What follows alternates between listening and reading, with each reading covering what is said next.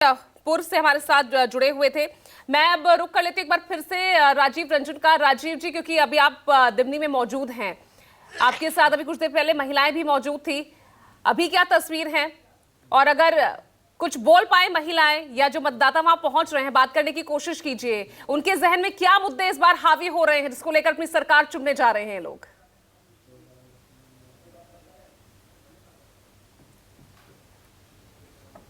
आवाज पहुंच रही है आप तक राजीव जी? कुछ ही लोग हैं यहाँ पर, लेकिन जी बिल्कुल पहुंच रही है। आपको मेरी पहुंच रही?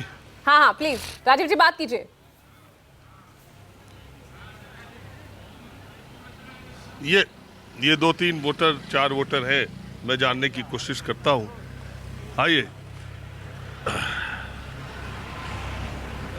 अरे मैं ये जानने के लिए आया हूँ कि आज जब मध्य प्रदेश का वोटर वोटिंग के लिए आया है तो उसके दिमाग में पहली बात क्या है? आपने किसको दिया, किसको नहीं दिया, ये नहीं पूछ रहा। विकास के लिए, विकास चाहिए जनता के लिए, ये सबके लिए, जो अच्छा करेगा उसके लिए वोट है।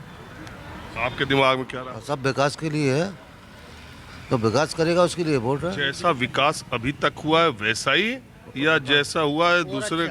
अच्छा चाहिए हमें विकास, जैसा अभी तक हुआ है। और भी इससे अच्छा होना चाहिए। हाँ, विकास अच्छा होगा तो सही है। विकास तो जितना होगा उतना कम है, जितना ज्यादा विकास होगा उतना अच्छा होगा जनता के लिए। आपके हिसाब से क्या दिमाग, आपका मुद्दा क्या था? हमारे यहाँ तो कोई विकास कोई मुद्दा ही नहीं है। हमारे यहाँ मुद्दा है जातिवाद, ब्राह्मण ठाकुर चलता है टोटल। अरे एकदम एग्जैक्ट। जातिवाद से कुछ नहीं है, पार्टियां मैनेज करती हैं, जो पार्टी अच्छी होगी उससे वोट करेंगे। जातिवाद क्या है? जातिवाद हर जगह जातिवाद थोड़ी ना होता है, ऐसा कुछ नहीं है। यहाँ टोटल चुनाव जातिवाद का है, यहाँ पर तो ब्राह्मण ठाकुर चलता है।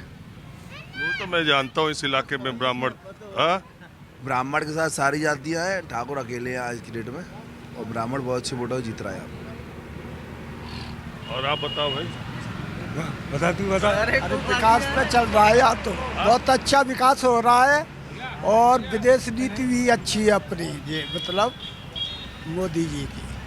और आपको विदेश की नीति ज्यादा अच्छी नीति का है, अपना देश में अपना अच्छा नाम हो रहा है। लगती है? दुनिया में? हाँ, दुनिया में पहले अपना देश कभी नहीं छाया था, इतना वो छा रहा है।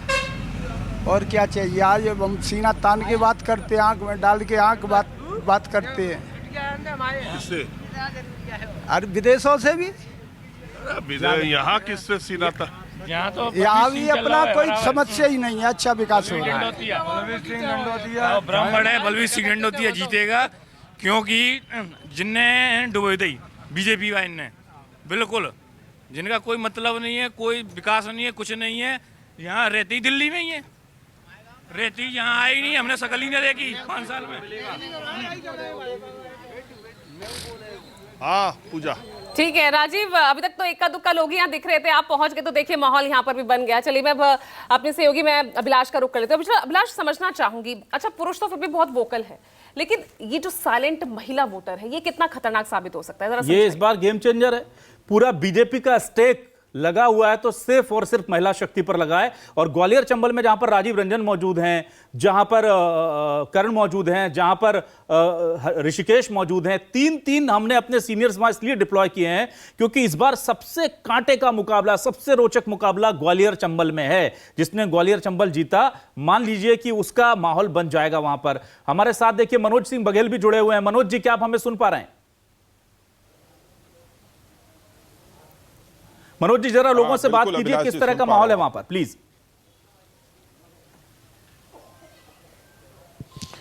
देखिए, हम इस वक्त मुंगेली विधानसभा में मौजूद हैं, जहां पर सुबह से मतदाताओं की लंबी लाइन लगी है। और यहां पर जो पूर्व मंत्री हैं, 2 बार के मंत्री रहे हैं, इसके अलावा 4 बार सांसद और 6 बार के विधायक रहे, पुन्नू लाल मोहले मैदान में हैं। उनके खिलाफ कांग्रेस ने युवा चेहरा संजीत बनर्जी को मैदान में उतारा है।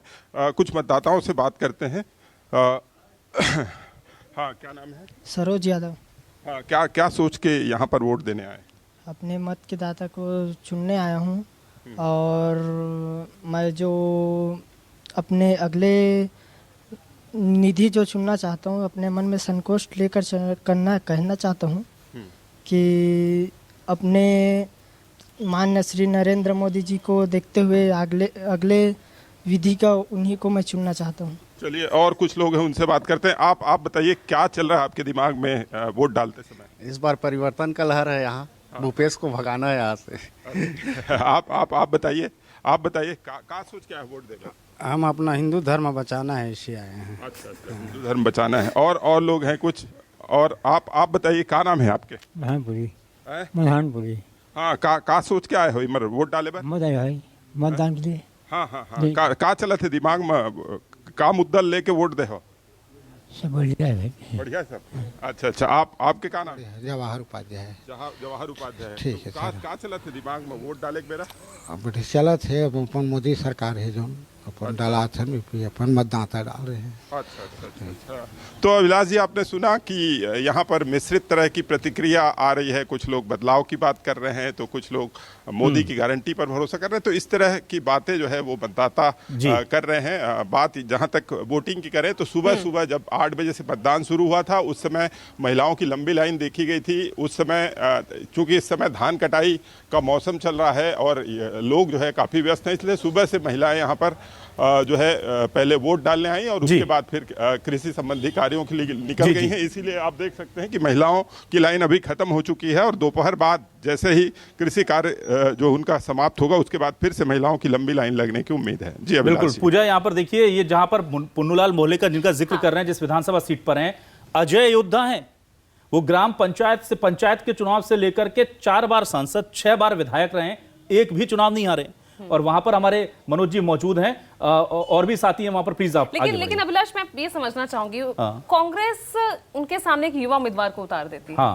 तो ये मुकाबला क्या कांग्रेस पहले समझ बैठी है कि भाई स्थिति पहले से कांग्रेस उस सीट पर जितने एक्सपेरिमेंट कर सकती थी, लगभग आधा दशक में वो सारे एक्सपेरिमेंट कर चुकी है। अब यही बचता है कि किसी नए नवेले को उतार दो, शायद कोई काम आ जाए। और ये आप एक चीज और देख रहे होंगे कि जब चंबल में राजीव रंजन जी बात कर रहे हैं महिलाओं से, तो वो एक भी पत्ता नहीं खोल रहे हैं। और दूसरा खास बात यह है कि जब मनोज जी बात